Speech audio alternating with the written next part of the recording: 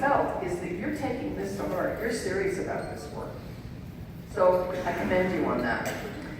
Now, in looking at what we want to do today, I have really 4 purposes for my opening presentation with you.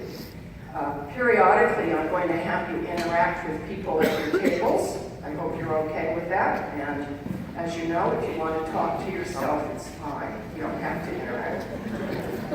I don't like feedback. To get your attention back, I want to set this up now. So if I set you up for a 3-minute interaction with a partner, to get you back, I will probably use the mic.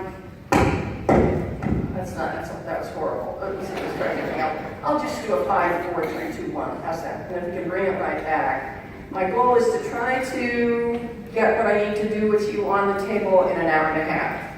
I'd like to give you more time to work. That's really what my goal is. If I need to take a little more time, please give me the opportunity to do that. So the purpose, one of the things is I want to go through some of our purposes for this work, why people do this work, why it's important right now, briefly.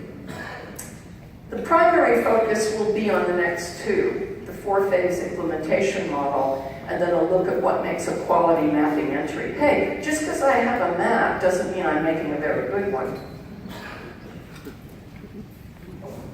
I was recently in a district in Connecticut where I looked at a bunch of the maps and it was like night and day. You could see the ones that were clearly cut and paste. Who knows what I mean? Yeah. That means it's cut and paste teaching too. And you can see some that had voice. It isn't like you're you're teaching fractions in your upper elementary years. It doesn't mean you suddenly have to go, I've got to be clever with fractions. I'm going to come up with new terms. We won't use numerator anymore. It's not that. It's the freshness you bring and the responsiveness in the curriculum. Sometimes it's just a tweak. One critical point in setting you up for your work session goals that I want to raise is the 4-phase model. I will share a number of you, not that many, but a number of you have been through this training, correct? A number of people, the majority have not. So for those of you who have seen it, please avoid the point, I've seen this before. I already know that. But can I just say something, if I might quote you, Anna, in the car this morning, who's been with me on multiple workshops here and in other locations.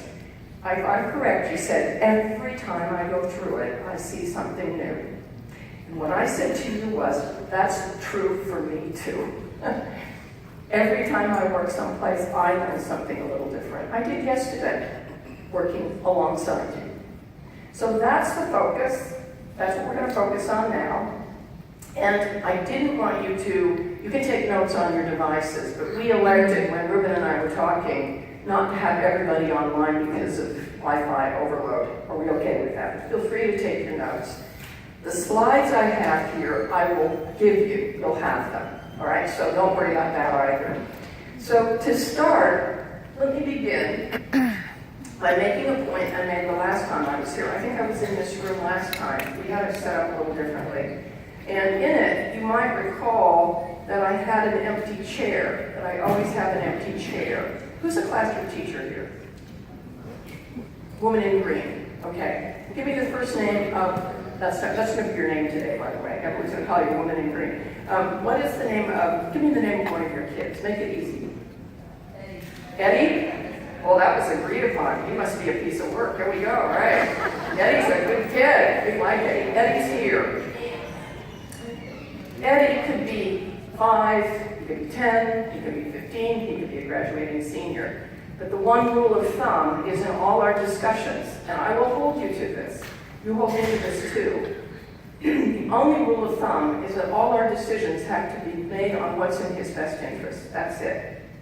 Now, you and I may not agree. We may not agree on what's in his best interest, but if we both are arguing for him, it's a good second opinion. It's a good discussion. What we don't do is we don't make decisions based on habit, or because we're good at it. I love to give him this assessment. I always teach this because I'm so good at it, not whether he needs it or not. Would any of you take your own children to a doctor who said, every September I get this shot because I just like doing it? It's not Or we teach things that are dated. None of you in this room would take your children to a doctor who was using the same approaches or even standards of the 1970s or 80s. So it isn't that we'll always agree. In fact, I think if you all were agreeing all the time, I'd get a little nervous. You know what I'm saying? It would be like Stepford curriculum or something like that.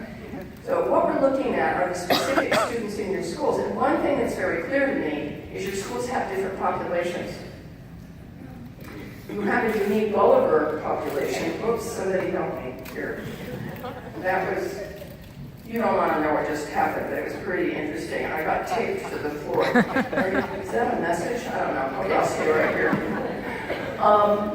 But within your building campuses, there are different student populations. So the idea isn't that it's all the same. In fact, it's quite the opposite. You're going to be looking at two critical questions. Where is consistency going to be really important for the kids? And where is flexibility and adaptability going to be important?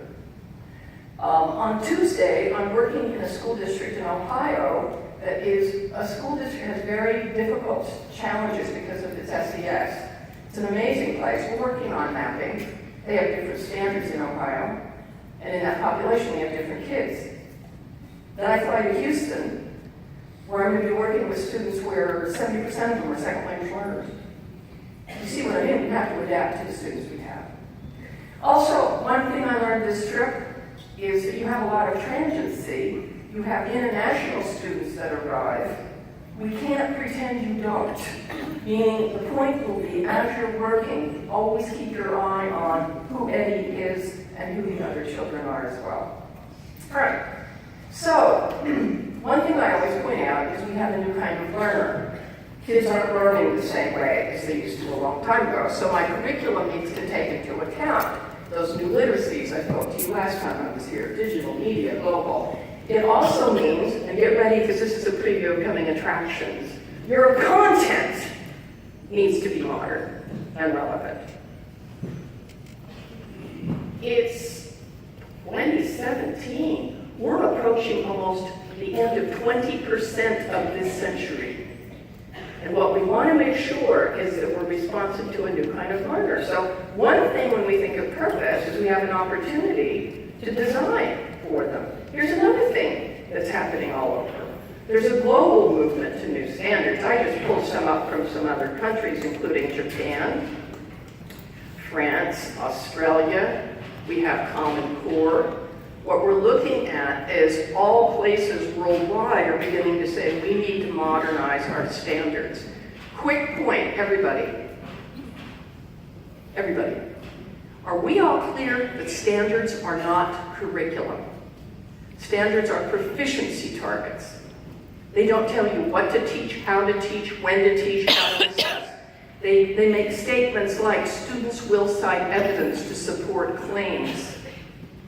They don't tell you what you're studying, they don't know how you use it, but that kind of work is occurring all over. So one of the things as we dive into purpose, we've got new kinds of learners, we've got new global standards emerging, and then there's these three. I touched on these last time, but these should haunt you in a good way. Because when I look at your curriculum, I'm asking these questions. The one thing that shifted then, we have new kinds of learners, is we have to look at our role to the students when we write curriculum. If you just start diving into your maps and we're not thinking about, there's three basic questions, pretty practical. What do we cut? What do we keep? What do we create? Here's what I'd be thinking behind each, because pedagogy is my relationship to the student, the school's relationship to Eddie.